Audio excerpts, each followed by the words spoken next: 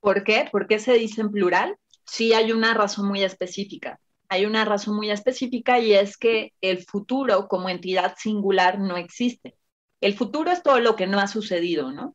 A partir del siguiente segundo. De aquí en adelante, es todo lo que no ha sucedido. Pero en realidad, más allá de nuestras proyecciones mentales, no existe. Existe como una serie de evocaciones de lo que podría ser. En ese sentido, el futuro es múltiple, ¿no? Son muchas evocaciones posibles. Es por eso que lo correcto, al menos desde el punto de vista de esta disciplina, o de este, pues no podría decir que es una disciplina, es un campo del conocimiento, porque no está integrado como disciplina, es un conjunto de métodos, técnicas e instrumentos. Pues lo correcto es más bien pensar en futuros múltiples, ¿no? No hay una sola entidad sólida, material, a la cual tú te puedas referir como futuro, sino más bien hay muchas posibilidades acerca del porvenir. Y eso en realidad es una buena noticia, porque quiere decir que entonces no hay destino y que hay muchas decisiones que tenemos que tomar para poder influir en lo que pase. Hola a todos y bienvenidos a Talento Sí Hay, un podcast donde demostramos que la poca experiencia no es un obstáculo ni una excusa para hacer cosas extraordinarias y que los jóvenes somos mucho más que el futuro del país. En este espacio creado entre Naranja Media y Protección queremos probar que las decisiones que tomamos hoy construyen la vida y el futuro que soñamos, a través de historias reales de personas reales haciendo cosas extraordinarias. Siendo así entonces, bienvenidos a la comunidad que crea el futuro gracias a su talento. Mi primer recuerdo o mi primera vivencia en relación con el futuro remoto me sucedió cuando tenía unos 8 años. Estaba sola en mi casa y en la televisión pasaron una película que está inspirada en un manga japonés de Leiji Matsumoto. Esta película se llama, igual que el manga, Galaxy Express 999.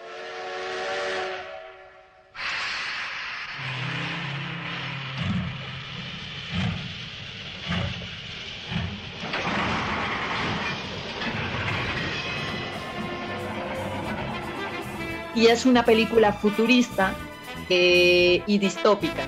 Entonces, ese fue mi primer contacto con la idea del futuro remoto. La primera vez que yo vi una historia que ocurría dentro de muchos años en un lugar remoto donde sucedían cosas insólitas como los viajes intergalácticos y el transhumanismo y los cyborgs y en fin, una serie de cosas. Y creo que de hecho esa experiencia fue fundacional para mi vida. Fue la primera vez que me planteé seriamente la idea del futuro remoto y de hecho fue muy retador porque yo no entendía por qué alguien, digamos, en la historia suceden muchas cosas y una de las cosas que pasan es que el protagonista, que se llama Tetsuro, es un niño que quiere renunciar a su cuerpo biológico y tener un cuerpo artificial. En la película se explica por qué y en el manga se explica por qué, digamos, alrededor de ese conflicto gira toda la historia. Y eso me voló la cabeza, la idea de que alguien quisiera renunciar a su cuerpo biológico para vivir en un cuerpo artificial, me voló la cabeza y me puso a pensar mucho y fue una idea muy compleja para mí siendo una niña, pero fue una idea a la que volví cada cierto tiempo ya siendo adulta. Ahora es una idea que ya no suena tan rara, ¿no? Que es mucho más cercana y pues justo los proyectos que ahora existen y que están estrechamente relacionados con eso, con la extensión de la vida y con los cuerpos prostéticos y con el tejido artificial, etcétera, pues me llevan a ese primer recuerdo. Digamos que esa fue mi primera experiencia. Carla Paniagua lleva ya varios años con un interés desmedido en el futuro, y no propiamente en su futuro, sino en el futuro como idea. Esa misma que inspira ilusión, ansiedad, miedos y con lo que todos, casi que biológicamente, tenemos una relación. Carla, les adelantamos, es directora de estudios de futuros en la Universidad Centro, en México, y por eso este episodio va por partida doble. Vamos a reflexionar con Carla sobre nuestro futuro y lo vamos a hacer contándoles su historia. Comenzamos entonces cuando Carla era una niña. Primer mensaje, en esa época su futuro todavía no existía. Algo que entendí muy tempranamente acerca de mí, que fue determinante para mis decisiones vocacionales, es que a mí lo que me gustaba era escribir. Como que para eso nací. hubo circunstancias que favorecieron ese impulso, porque cuando era niña, mi mamá era mamá soltera, entonces ella trabajaba en el Fondo de Cultura Económica, que como sabes, pues es una editorial estatal, pues, que de hecho tiene presencia en otros países de América Latina y es como la editorial, una editorial del Estado mexicano y una editorial que además en la década de los 80 fue muy importante. Y mi mamá trabajó ahí unos años y entonces después de la escuela una camioneta pasaba por mí y me dejaba en la biblioteca del Fondo de Cultura Económica y el bibliotecario era mi niñero, me cuidaba. Entonces, pues yo crecí en una biblioteca que tenía el acervo cerrado y yo estaba dentro, del lado donde estaban los libros, y yo podía tomar todos los libros que había ahí, tenía permiso para consultar todo, y el bibliotecario me prestó una máquina de escribir, entonces ahí empecé yo a escribir mis primeras historias.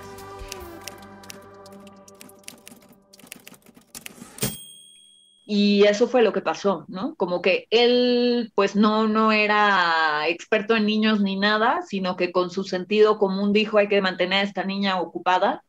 Entonces me puso una mesa para que hiciera yo la tarea y me prestó la máquina de escribir y me dijo, ahí están los libros, si necesitas algo avísame, si quieres algo de las estanterías altas, pregúntame antes, como que él sí checaba un poco qué era lo que yo leía y me hacía preguntas sobre lo que leía, como para que hiciera lectura de comprensión, etcétera.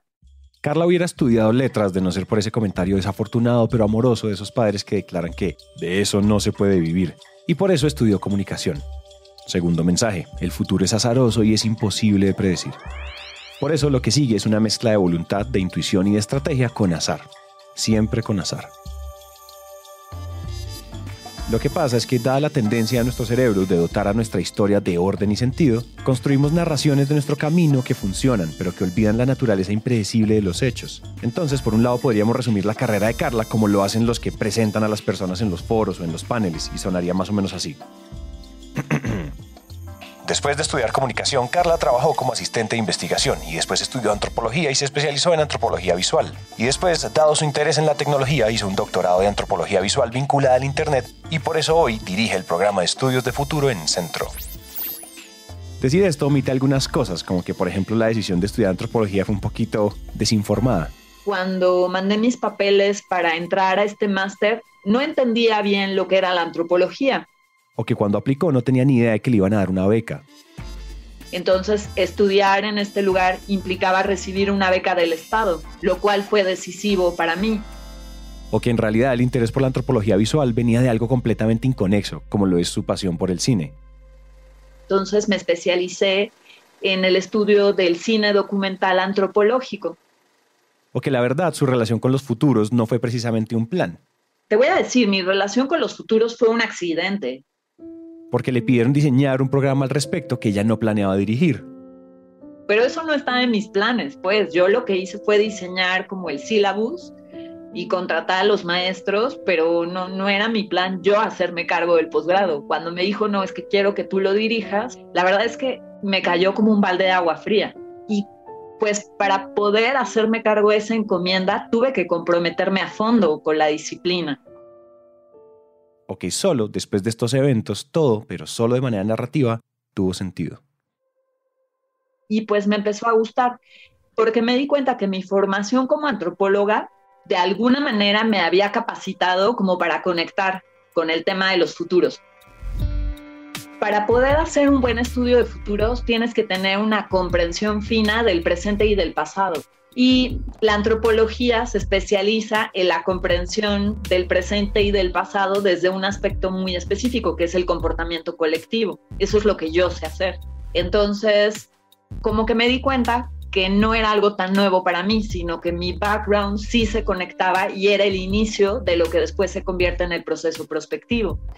Entonces, cuando me di cuenta que no era del todo neófita, sino que sí tenía una comprensión de la realidad que me podía servir para hacer bien esa tarea, pues entonces ya como que me sentí más empoderada, como un poco más calificada para hacer el trabajo y abracé enteramente los estudios de futuros, ¿no? Y entonces sí, ya me puse a leer más a fondo, digamos, donde está el entrecruce entre la comprensión del comportamiento colectivo y sus códigos, pues es el inicio del proceso prospectivo.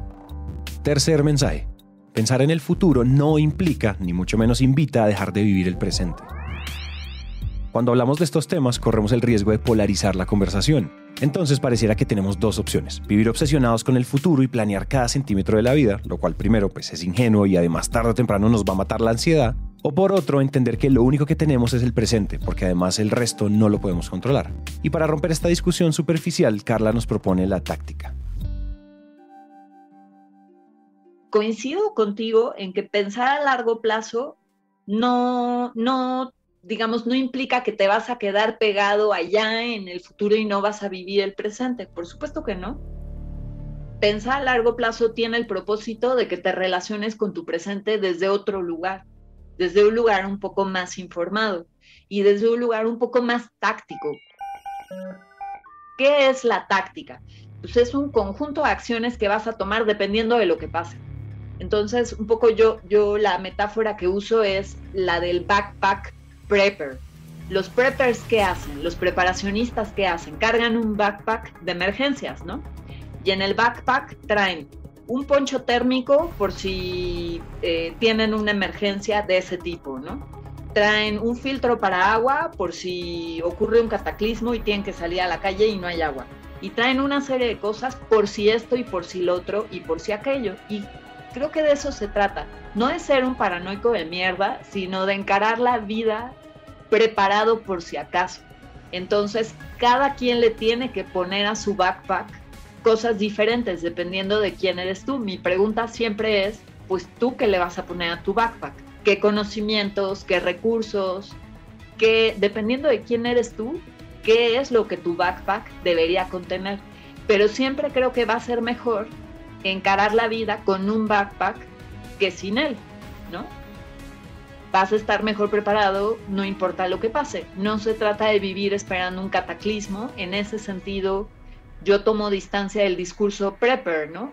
Digamos, esa parte sí no me la compro, porque los preparacionistas solo esperan cataclismos. Esto que llaman when shit hits the fan. Y pues la vida no es solo eso. Aunque sí vivimos una época complicada, yo no diría que lo único que hay que esperar de la vida son cataclismos. También podemos esperar de la vida otras cosas, sobre todo si reconocemos nuestra capacidad para incidir en los hechos. Ahí ya la cosa cambia. Pues si tú no quieres que sucedan cataclismos, ¿qué estás dispuesto a hacer en pos de un mejor futuro? Tampoco quisiera caer en un discurso optimista superficial, pues, chabacano, pero de eso se trata, como de tener, no sé si equilibrio es la palabra, no, quizás una actitud un poco más, pues Osbeck y Godet le llaman la actitud proactiva del conspirador. La actitud proactiva del que está no nada más preparado, sino dispuesto a provocar el cambio. De eso se trata. Y creo que cuando tú no estás a expensas, sino que estás dispuesto a provocar el cambio, pues entonces la angustia baja un poquito, ¿no? La táctica nos dota de agencia y parte de entender que en medio de la incertidumbre inminente podemos ser propositivos frente a lo que Carla llama la construcción de futuros posibles y deseables. Por eso en su historia también hay algo que es evidente, y es que con la madurez que trae vivir y con un pensamiento de largo plazo entrenado, uno es cada vez más estratégico. Efectivamente, mi historia es resultado de una serie de decisiones intuitivas. Considero que ahora soy un poco más estratégica. Haría mal si no, porque sería como una contradicción, pero he procurado que... Cuarto mensaje. Los conocimientos que tengo de prospectiva y de estrategia no maten mi intuición, ¿no? No terminen, no acaben con esta capacidad que me ha llevado lejos, pues, porque seguir esas corazonadas, tomar esas decisiones que en su momento podrían parecer arrebatadas, me llevó lejos y estoy muy agradecida conmigo misma por haber decidido así, sin haber tenido demasiada información y haber dicho esto es para mí. Entonces, es algo que no quiero perder y con lo que me quiero seguir conectando y procuro seguirlo cultivando, pero sí, pues, diría que sigo en búsqueda, no tengo una respuesta todavía, de un balance adecuado en el que no me la viva y la paranoia por los pensamientos relacionados con el porvenir y donde pueda florecer la intuición. En dado caso, ese es mi deseo para todas las personas, ¿no? Que puedan acceder a los beneficios que el pensamiento a largo plazo y el pensamiento estratégico te pueden ofrecer sin que eso apague tu afán de vivir, descubrir y ser espontáneo. Porque si no, qué chiste, si todo va a ser una especie de algoritmo donde porque quieres llegar a, entonces tu presente se va a traducir en B, C y D, pues entonces la vida se volvería un despropósito. Mataríamos el factor X. Entonces creo que esa búsqueda en la que yo me encuentro, esa exploración permanente en la que yo me encuentro es la misma exploración que deseo para todas las demás personas. La historia y las ideas de Carla terminan con una invitación. Los estudios de futuros no son un culto, no son una religión, ¿no? Entonces no estamos buscando como evangelizar a la gente y convertirla. Son un conjunto de herramientas e instrumentos que están disponibles para quien los quiera usar y lo que te permiten es hacer eso que tú dices, pensarte a largo plazo en función de lo que es posible y después decidir para lograr lo que tú consideras que es más deseable. Y esta dinámica se puede replicar con los individuos, las familias, las compañías, las organizaciones, las comunidades, los países, pero no todo el mundo piensa así. Yo tampoco me atrevería a decir, bueno, y eso está mal. No, cada quien decide cómo quiere hacer las cosas. Lo que sí te puedo decir por experiencia, porque lo veo en mi propia persona, en las otras personas y en las organizaciones, es que si vives como el bombero todo el tiempo, yendo a trabajar en ambulancia, sin pensar en el largo plazo, pues vas a vivir primero muy sorprendido todo el tiempo y segundo, tu colon lo va a sufrir mucho, ¿no? Vas a gastar mucho en medicamentos para la colitis, para la gastritis y vas a vivir siempre en la sorpresa, pero no en una sorpresa linda, ¿no? Sino en una sorpresa de esta que te pone en permanente ansiedad. Entonces te diría, pues pensar en el futuro tiene sus ventajas, no de esta manera ilusa pensando en que vas a controlarlo todo, porque eso es una mentira, no podemos controlarlo todo, pero sí creo que tenemos capacidad de agencia, capacidad de incidir en las cosas que pasan. Entonces sí, la idea, y justamente a eso se refiere, o ese es uno de los propósitos de los estudios de futuro, son varios los propósitos, pero uno de ellos es lograr que las personas, las organizaciones, las personas y todas sus formas de organización, dígase familia, pareja, tribu, compañía, país, logren pensarse a largo plazo, pensar en varias opciones, decidir cuál de ellas es la más deseable y en función de tu elección, pensar en cómo le hago hoy para llegar hacia allá. Ese mecanismo debería de ser cuando las cosas funcionan, digamos, de acuerdo a la lógica de la prospectiva. Pero no, pues no es una lógica que sea natural o inherente al ser humano, tienes que aprenderla. Tienes que aprenderla y pues para eso se necesita estudiar. No diría que mucho, muchísimo, pues es un lenguaje relativamente fácil de aprender, pero es igual, no sé, que cualquier otra disciplina, que aprender un idioma nuevo, que aprender pilates o que aprender una disciplina deportiva para mantenerte sano. Yo diría que es la misma lógica. El próximo 6 de octubre los queremos invitar a que hagan parte de Mercado de Futuros, un espacio de intercambio de historias y saberes para encontrar nuevas rutas para navegar la incertidumbre. Carla es justamente una de las invitadas especiales de este evento junto a María Paulina Baena, periodista de La Puya. Si quieren participar y hablar en vivo en estos diálogos, escriban un mensaje a WhatsApp a Aleja de Protección. El número es 311-657-6155. Se lo repito, 311-657-6155. Los esperamos. Este episodio fue reporteado y producido por Juan Pablo Ramírez, el diseño de sonido estuvo a cargo de Juan Diego Bernal y el trabajo gráfico por Luisa María Ríos. Talento Si Hay es una producción de Naranja Media para Protección. Nos vemos entonces en el siguiente.